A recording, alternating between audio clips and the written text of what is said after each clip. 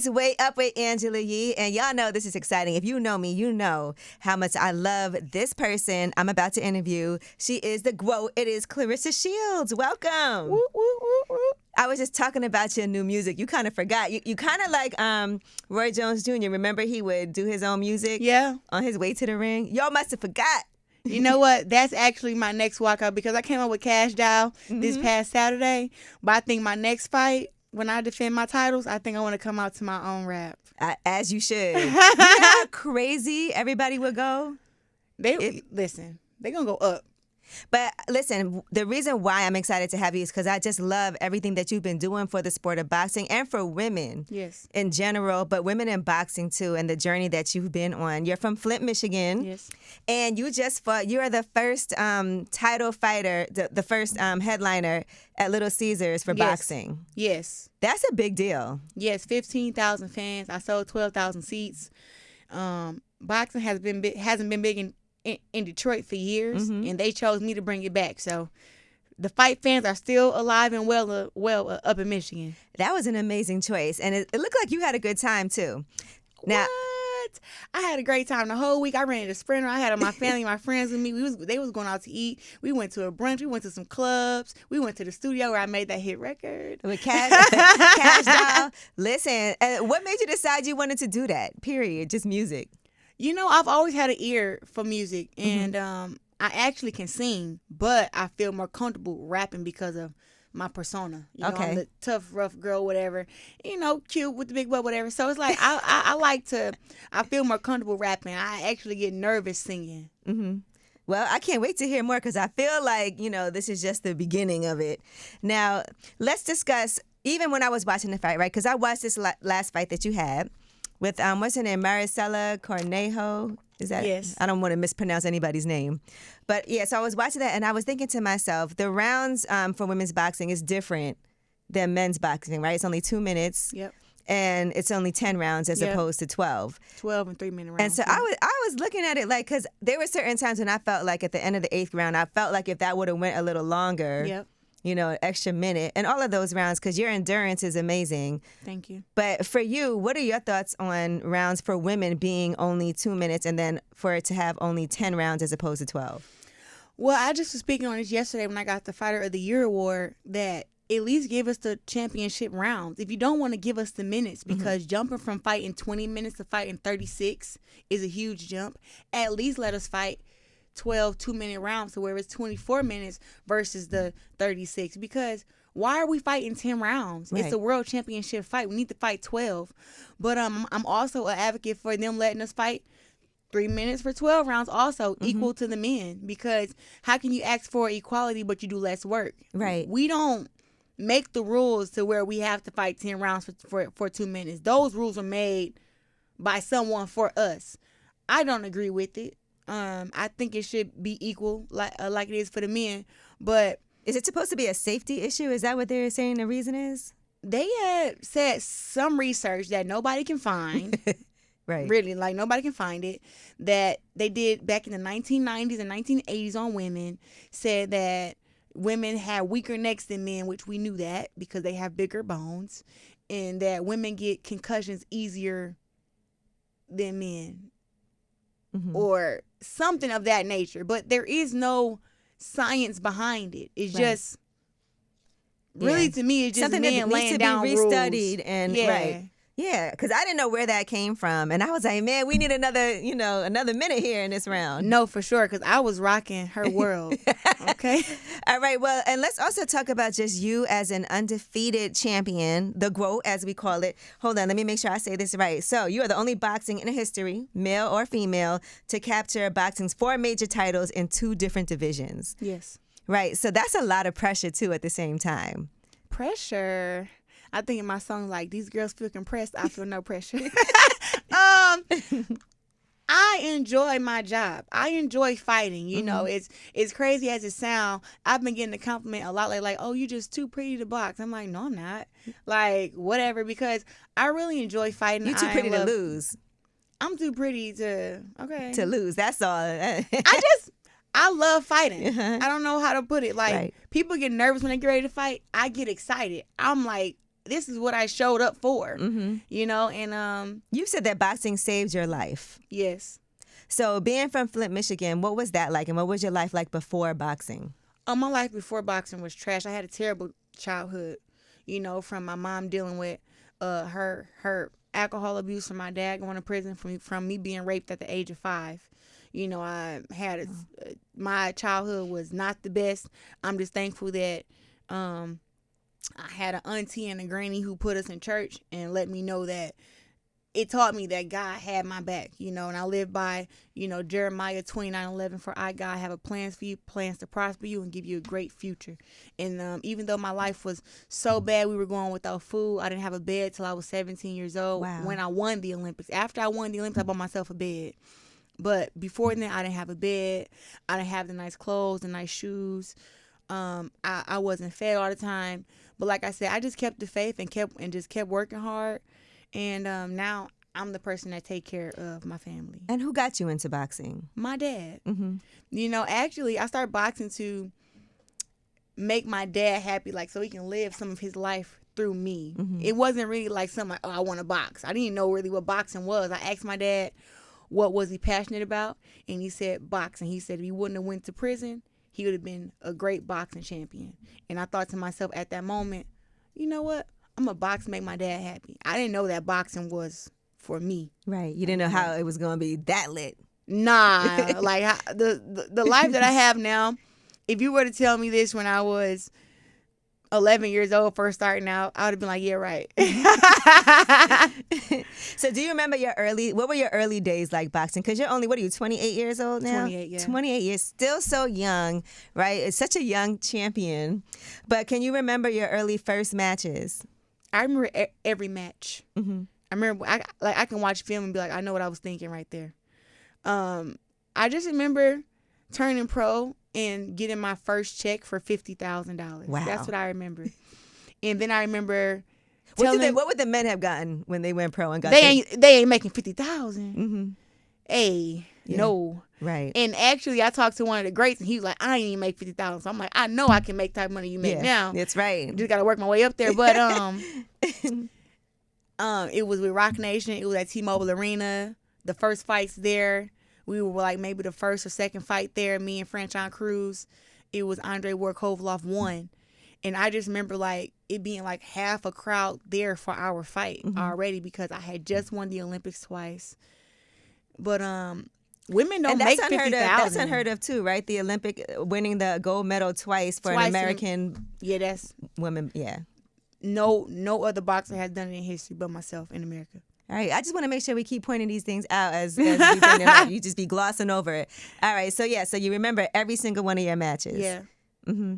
And so let's talk about just even, because I know we just talked about that $50,000 check, but even what you get paid as a boxer is different here in the United States. You feel like there's more respect for women boxers overseas than there is here? Because I remember when you were trying to get a fight lined up, and it felt like a no-brainer. You were in conversations with Showtime, and this is when you did your own, right? You figured you had to do your own thing. Yep, you had to do your own pay-per-view thing. But I remember watching that all happen and being like, this feels to me like money in the bank. You know, they should have wanted you to do that fight. But what, for you, what happened in that situation, right, where that fight couldn't happen and you ended up having to do your own thing? And then do you feel like, looking back, that actually was a positive situation that came out of something negative? Well, the women overseas, I feel like, are like treasured more than what the women here in America are, as far as in boxing. And over there in the UK, every boxing show that's put on have a woman on the undercard. It's not the same here in America. Now, it has two sides to the business with Showtime. First, it was, you know, I fought the main event a couple times. I made a lot of money. I got the views. But there's a step above that, which is pay-per-view. And I wasn't given that opportunity. And a step above that, which is fighting on the undercard of a pay-per-view fighter to get more fans. Okay. Which is fighting under Deontay Wilder, Earl Spence, Pacquiao, Gervonta Davis, those guys. And I also wasn't given that opportunity. So they always wanted me to have my own be my own main event, which wasn't a bad thing, but it was like I need to be bigger. Right. You know, and so getting some of their fans by fighting. Right. Okay. under them makes me, people can see me fight right before them and be like, whoa, that girl fights like a guy. You know, she's very skillful and we want to see more of her. But with not being, with not giving those opportunities, I was waiting on Showtime and they gave me a few different dates. And I was saying, okay. And then like the date kept getting pushed back. So I did the pay-per-view on my own in Flint because I was off boxing for 13 months. Right. So it's like, that's not, I don't know. No. I'm not going to put myself on the shelf when there's girls to fight. I took a major pay cut to do that pay-per-view fight. Fight TV put the fight on for pay-per-view to buy it. But it still like, it was a no-brainer that maybe ESPN, Showtime, Premier Boxing Champion should have took the fight on and you know, through it. But I think back then at the time we weren't, you know, valued enough. Now I feel like we're valued more, but I also had to go outside the country and beat these girls down to make my value go up. Now they see that I'm a draw. I have fans. I'm a household name now, and maybe now things will change. But always thankful for Showtime having me be the first woman to fight on premium cable, having so many fights with them backing me, them paying me, them hearing my needs and everything. But I fought on DAZN, Showtime, HBO, ESPN. I fought on all the networks. Are you still with DAZN? I just had my last fight with DAZN, but right now I'm really a free agent when it comes to the networks. I'm not, okay, y'all I'm not hear signed that? to them. Yeah, I'm free agent. You know, Now, Al Heyman, call me. so what's next? Because I don't know who Claressa Shields can even fight. Like who are you gonna fight next? Who have you not beat? It's not like you're running from anybody. Nah. But who can you possibly fight next? Because you did just win. You know, Every single round. Yeah, every single round. I mean, it was no question. I have to say, you know, it has Franchon Cruz versus Savannah Marshall coming up July 1st on DAZN. And Savannah Marshall wants to fight you again. Yeah, she want to get beat up again. That's what she say. I'm open to fighting the winner of that at 168 for the Undisputed Championship. It got girls at 154 who got belts. I can make 154 and go and fight them. Is it easier for you to go up or down in weight when you fight? Ooh, up. Going down is a challenge, but I like challenging myself. But always having to diet and not eat your favorite foods for weeks at a time is always hard. It's never going to be easy. Rather you have to lose 2 pounds or 20. It's never easy. So do you know when your next fight, do you have like a date already in mind? Because I know you don't like to wait too long. Everybody wants me to get back in there. Like, all my fans are like, when are you going to fight again? We're ready. Because you don't like to wait. No, I don't. I would like to fight 3-4 times a year, to be honest with you. But I think maybe September, October, November, the latest, before Thanksgiving, you guys. Don't book me after Thanksgiving. What means more to you, fighting like at Little Caesars Arena or going to Vegas? They both mean a lot, but to be the first person to fight main event at Little Caesars Arena up in Detroit was huge for me. It did so much for the Michigan area. I was able to bring out 1,000 kids, the Night of 1,000 Stars initiative, and just inspire so many kids and having my family and my friends there. I have to say right now, Little Caesars was actually, I feel like that's my home. Yeah. So I would definitely fight there again. And I believe that we did 12,000 seats this time. Next time we'll do 15. I'm going to be there. And then 18. So but I would love to fight at T-Mobile Arena, the main event, in front of 25,000. I would definitely love to do that. You feel like that's coming though? Yeah, it's all coming. I'm going to fight at T-Mobile Arena. I'm going to fight in Africa. I'm going to go back over to the UK and smash on some of those girls again. Like, I want to fight in Dubai. You know, like, wow. It's so many options that I have. We just got to, you know. What do you think when you see Floyd doing these Zeus fights? I'll actually be going to his fight on Sunday. I love Floyd Mayweather, man. I'm like, what? This guy is just, first of all, he's so humble, man. He's so nice. He's so respectful, at least toward me. And he always showed me like so much love, and just, I want my life to be just like his. Like, when you're around Floyd, you like you see the entourage, but it's like that's a hand-picked entourage. Mm-hmm. Only people that he loved and who he cherished can be around him. Everything go how he wanted to go. Everybody follow him and do what he want to do. Like, he's like the super boss. And I just love that somebody actually makes their life their own. Right. I feel like sometimes us as celebrities and us as being big sisters or whatever, we always find ourselves living for other people. And I'm just now starting to live for myself. Yeah. You know, and I've always taken care of everybody else. I put boyfriends before I put myself, you know, friends before I put myself, kids, sister kids, family. Now I'm at a point in my life where I'm like, look, I'm putting me first.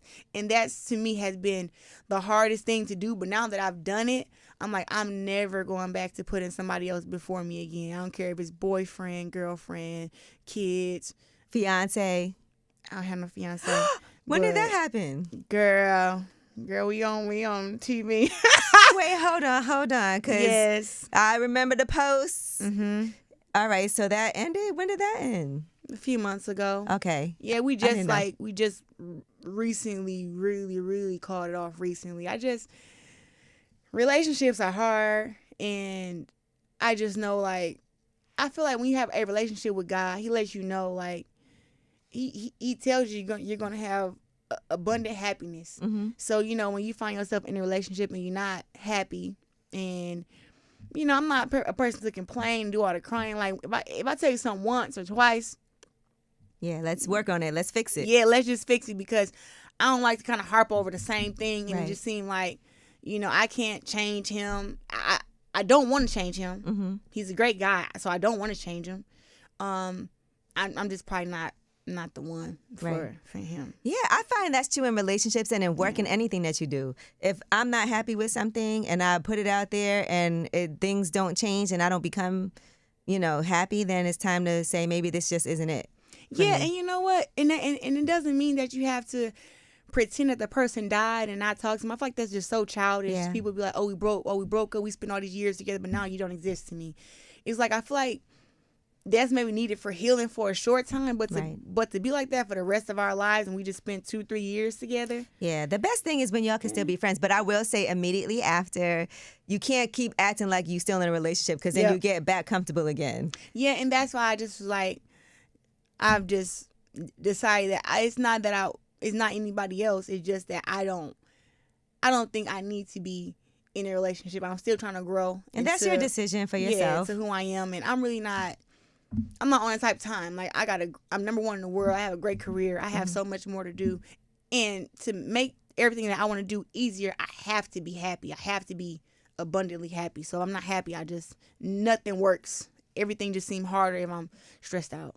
What are some of the things that you do when you're getting ready to fight? Like in preparation, right before you get in the ring, what are some of the thoughts that go on in your head for you to be like, okay, you know, I got to clear my head? Or do you have to like foresee what's going to happen at the end of the fight? Like, what's your routine? You know, I take one day at a time. So first thing first is when I first start camp is putting that no sex thing down. You know, I go 6 weeks. Your knees get weak. No sex. And that's one of the decisions, like, well, like the day before, you like, hey, you know, you ready? All right. You gotta sex go or all nothing? out. No oral sex? No, nothing. Okay. Don't touch me. Don't touch No me. kissing? Okay. No, I'll kiss or whatever, but like anything, you know, oral sex, real sex, anything. But like, you can cuddle, you can do all that. I don't even do that. Oh, because that might lead to... Yep. You know, see, you know what I'm talking about. I know. I'm even like, look, you sleep with your feet down there, I sleep with my feet up here, or you sleep on the couch, I sleep on the bed. You know, I try to keep it like, because I'm transforming to this beast, so that requires like sex make you feel relaxed and all calm and stuff. Go it's to like, sleep. You don't want to be relaxed and you got a pit bull on your ass. You gotta be fighting angry. Somebody trying to knock you out. You want to be relaxed. No, I want to be alert. So that's the first thing, and then just the diet. You know, cutting off all your favorite foods, all your favorite candy. Mm-hmm. For me, it's candy. Me too. That does it. I love. Yeah, I definitely am addicted to sugar. They used to call me Candy Angie growing up. Okay, that's a cute nickname. Yeah, but it's not good. So cutting that off, and then it's just getting in the routine of, okay, I train 3 times a day for 2 days, and then I do 1 day. Then I train 1 time a day. So Okay. 3 times, then once. 3 times, then once. And you just keep doing that all throughout camp, keeping that same schedule, eating super healthy. I have alarms all in my phone reminding me, keep drinking water. Super focused. I got an alarm saying, "Hey, it's time to get ready for bed. Cut your phone off."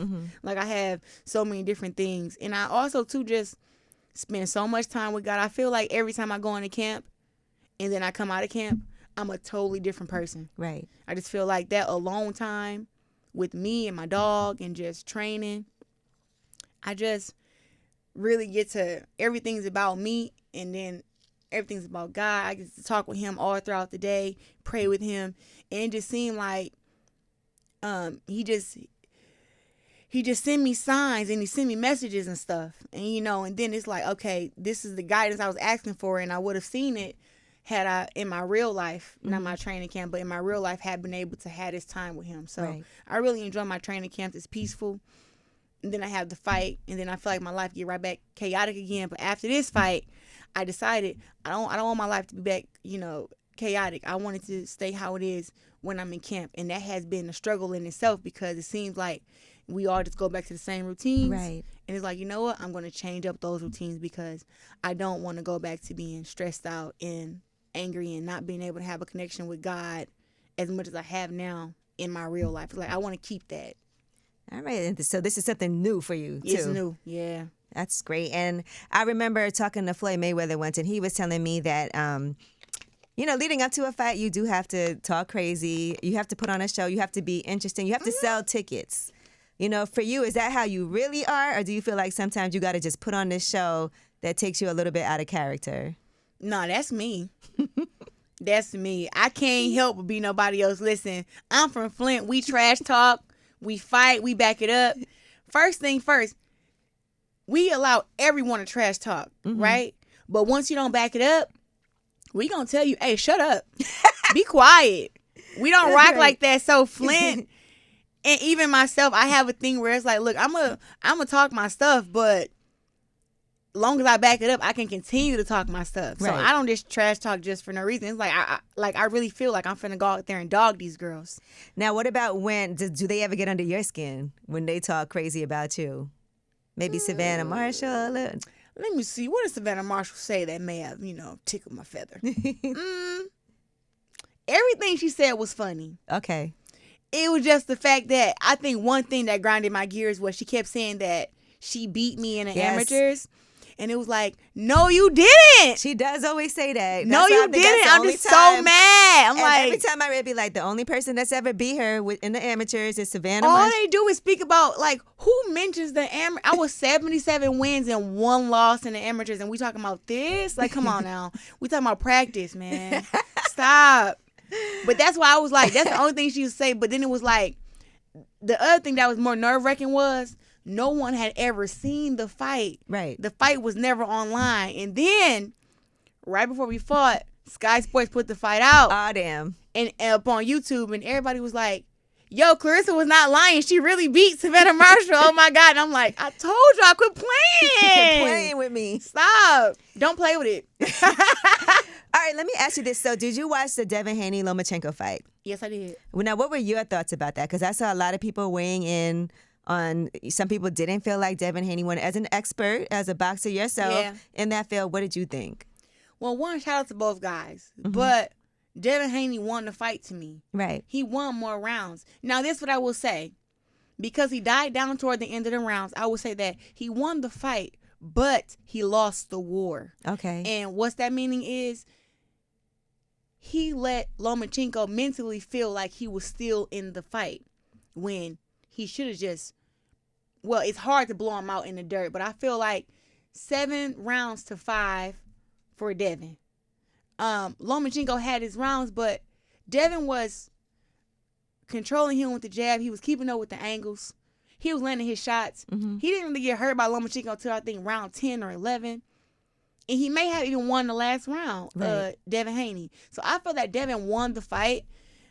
But when you start dying down, it looked like Lomachenko was getting ready to maybe TKO Devin. And you seen like a little weakness because he got like a little fatigue. But we're not used to seeing that in Devin Haney either. We're used, Yeah, but he's never fought against a Lomachenko. Right. So it's like, okay, people are just making it seem like he just got beat up. And it was like, no, look at their faces after. Lomachenko's face was really red all over. Yeah. And Devin was still kind of fresh, but it was like, it was a good fight. It was a close fight.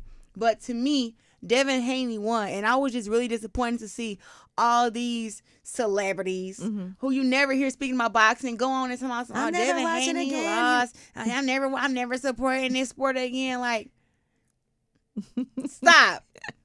Go back and watch the fight without the commentary, because the commentary also will persuade people thoughts. And that is so true. When I watch the fight at home, it's way different than if I actually go to the fight and watch. Yeah. When you're at the fight, you're like, okay, I feel like you see a different fight on TV. 100%. And I bet if you're at home and you cut the commentary off, you look at the fight different too. Mm-hmm. So during the fight, it was a lot of just Lomachenko. And it wasn't that many Devin Haney. Right. You know, do you think some of that is also racism too? Because people do talk about racism in boxing a lot. Well, you know what?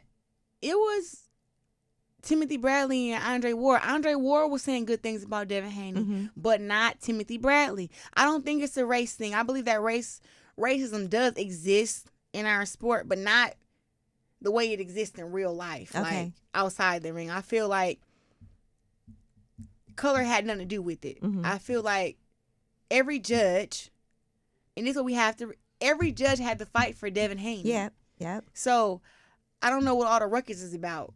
If every judge felt like that. Yeah. You think he's ready for Gervonta Davis now?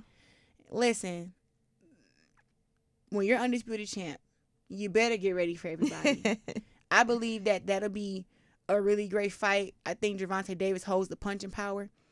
I think there's only one fighter that can beat all of them, and that's Shakur Stevenson. Okay, that could be next too. Yeah, I think Shakur Stevenson. And listen, I love Devin Haney. I love Gervonta Davis. I just know Shakur Stevenson is like me.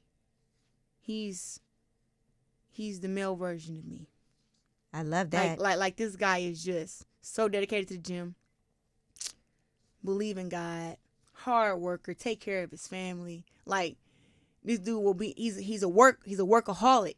You know, I've been able to see him from when he was a baby to now, and he asked me so many questions. And when we're in the gym and we used to train together, he asked me so many questions, and just having real conversations about like how I am, and he's taken a lot of that from me, and he used it in his own life, and he has definitely just got mentally stronger and definitely physically. So I think Shakur is it the best one.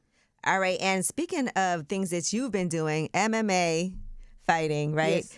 I first of all cannot believe that you did that. But I respect that, because a lot of people would be scared, especially at the height of your career. Yes. Undefeated, done things that nobody's ever done, and then to go and switch over and go to the MMA and win a fight, and then the next fight you didn't win, but you didn't necessarily. It was a split decision loss. It was close. One judge had it for me, one judge had it for her, and then the other judge had it for her by 1 point. So, Like, when did you decide I'm gonna do this? You know what? It was like right before Thanksgiving, 3 years ago, and I had just right before I had my fight where I was 13 months off, and I didn't know if I would get my shot in boxing again. So just like, you know, MMA, I want to challenge myself. I want to fight against these girls, because it was just too many girls saying that boxers are scared, and I'm like, I'm not scared of none of y'all. And I wanted to prove that. So my first fight, where I spent 10 minutes on the ground, and then I got a third round knockout against the brown belt, a girl who been doing MMA for 13 years. That was probably like another big moment for me. You know, where it was like, all right, I'm proving again that when I put in the hard work, I train hard, that I can do whatever I want. The next fight, like I said, the girl, I think she won by one takedown, maybe, or you know, maybe she lost, but it wasn't like I've never got knocked out or armbarred or anything like that. Right. But MMA is just. There's more money in MMA, right? Like, not for me in boxing. Okay. No, I get paid more in boxing. But so it had nothing to do with finances. You just felt like, I just wanted to prove myself. I think, and it was so much talk about me and Amanda Nunes fighting. So I'm like, I might as well start getting my experience in and actually get in there. But I would love to fight her in a boxing match. And yeah, let's see. I'll be Amanda Nunes in a boxing match for sure.